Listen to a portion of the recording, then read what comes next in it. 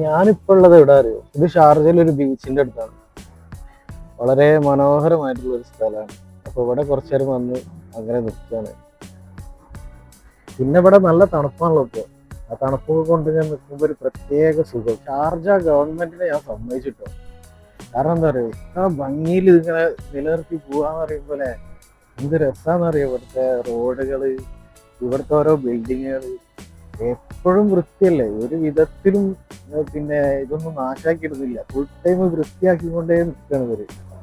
അപ്പൊ ഇവിടുത്തെ റോഡൊന്ന് ക്രോസ് ചെയ്യാൻ പോവാണ്. ഇവിടുത്തെ റോഡ് ക്രോസിങ് അടിപൊളിയാണ്.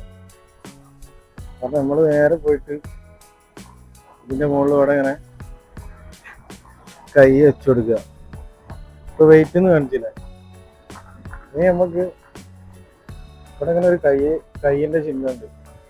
അതാണ്ട് അത് പച്ച കത്തും. പച്ച കത്തുമ്പോ ഇവിടെ വണ്ടികളൊക്കെ അവിടെ നിൽക്കും. അപ്പൊ നമുക്ക് നടക്കാനുള്ള കഴിയും. വേഗം നടക്കുക, റോഡ് മുറിച്ചെടുക്കുക. സംഭവം സെറ്റല്ലേ? ഓക്കെ, എന്ത് രസാല്ലേ. ഇപ്പതാ നമുക്ക് ഇവിടെയും പച്ച കത്തി സ്പോട്ടില്. നമ്മള് റോഡ് മുറിച്ച് കിടക്കുമ്പോ നമ്മള് VIP ആണ് ശരിക്കും. ഇനിയാണ് നമുക്ക് കാഴ്ചകൾ കാണാറുള്ളത്.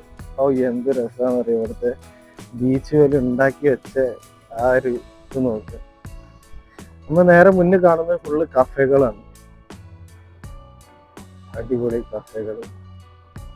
പിന്നെ അതേപോലെ ഇവിടെ നടക്കാൻ കഴിയാത്ത ആളുകൾക്ക് വണ്ടിയൊക്കെ ഉണ്ട് കേട്ടോ. ഇത് റെന്റാണ് കേട്ടോ. ഈ വണ്ടിയൊക്കെ റെന്റാണ്. റെന്റിന്റെ വണ്ടിയാണ്. ഈ കാണുന്ന ഒരു ചുവപ്പ് കളറിലായിട്ട് കാണുന്നത്, എനിക്ക് എത്രത്തോളം കാണുന്നുണ്ട് അറിയില്ല. ഈ ചുവപ്പ് കളറിൽ കാണുന്ന സംഭവമാണ് നമുക്ക് നടപ്പാത. അതായത് നടക്കുന്നവർക്ക്, എക്സസൈസ് ചെയ്യുന്നവർക്കൊക്കെ ഉള്ള ഒരു പാതയാണിത്. ഇത് കാലുകൊണ്ട് ചവിട്ടുമ്പോൾ പ്രത്യേക ഒരു സോഫ്റ്റാണ്. സെറ്റപ്പ് സംഭവം കേട്ടോ. അതൊക്കെ നമ്മളെ നാട്ടിൽ വരണം. നാട്ടിലുണ്ട് കേട്ടോ, നാട്ടിൽ സംഭവം ഉണ്ട്. പക്ഷെ ഇതേപോലെ അല്ല. നാട്ടിൽ ഫുട്പാത്ത് മാതിരി ഇന്റർലോക്ക് വെച്ചിട്ടുള്ള സംഭവമാണ്. ഇത് കണ്ടോ, ഇത് സൈക്കിളുകൾക്ക് മാത്രം പോകാനുള്ള പാതയാണ്. ഇത് കുട്ടികൾ സൈക്കിളായിട്ട് ഇതിലേ വരും. പിന്നെ നമ്മളവിടെ നേരത്തെ കണ്ട ആ റെന്റിന്റെ സൈക്കിളൊക്കെ ഇല്ലേ, അതിനൊക്കെ ഉള്ള പാതയാണിത്. ഇങ്ങനെ നേരെ ഇങ്ങനെ ആ തല വരെ പോകും. അതിൻ്റെ ഇടയ്ക്ക് ഞാനേ ബീച്ചിൽ കടൽ തീരത്തൊക്കെ പോയി ഇരുന്ന് നോക്കി. പക്ഷെ അവിടെ ഒന്നും വെളിച്ചില്ലാത്തതിനെ കൊണ്ട് വീഡിയോ എടുക്കാനും കഴിഞ്ഞിട്ടില്ല. എന്തായാലും നല്ല അടിപൊളി ഒരു എക്സ്പീരിയൻസ് തന്നെയായിരുന്നു കേട്ടോ. ആ കാര്യത്തിൽ ഒരു ഡൗട്ടും ഇല്ല.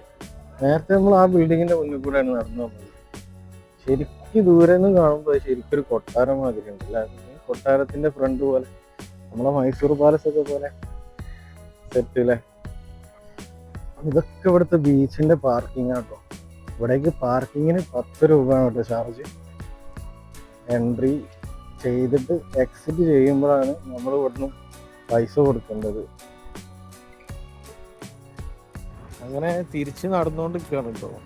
നമ്മൾ ഇന്നത്തെ നടത്തം ഏകദേശം കഴിഞ്ഞ്. ഇനി തിരിച്ച് നമ്മൾ നേരെ റൂമിലേക്ക് പോവാണ്. അപ്പോൾ നമ്മൾ ഇന്നത്തെ വീഡിയോ ഈ ഷെറട്ടോണിൻ്റെ മുന്നിൽ വെച്ചിട്ട് വൈൻഡപ്പ് ചെയ്യാണ്. അപ്പോൾ നമുക്ക് അടുത്തൊരു വീഡിയോയിൽ നമുക്ക് കാണാം. ഇന്ന് വൈൻഡപ്പ് ചെയ്യണം. ഓക്കെ.